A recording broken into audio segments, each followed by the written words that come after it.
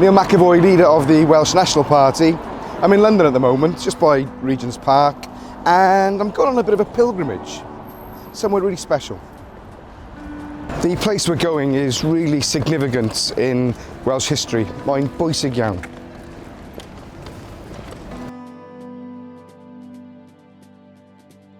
I'm just walking up Primrose Hill now, and that may be a clue to some of you out there, because just at the top of this hill, back in 1792, Iolo Morgannwg had the idea to recreate the bardic tradition and recreate the Eisteddfod.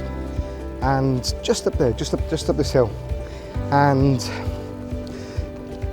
from something so small at that time, an acorn, if you like, the great oak of Welsh culture and the annual Eisteddfod grew.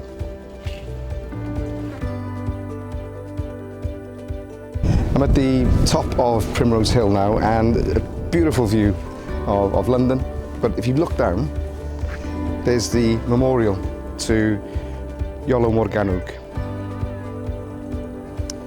Now, Iolo Morgannwg was a visionary who created the tradition that we have now at the Eisteddfod right here. The first ever Eisteddfod here in the centre of London. Got taken back to Wales, and we all know what a great celebration it is every year.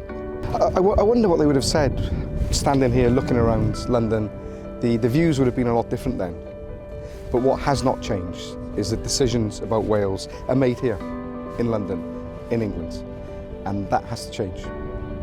That's why we're launching the Welsh National Party on the 3rd of April, to bring about individual sovereignty, people having the power over their own lives, community sovereignty, communities having a real say on what happens in their local communities, and national sovereignty, where we can stand on our own 2 feet as a country and find our own way in the world.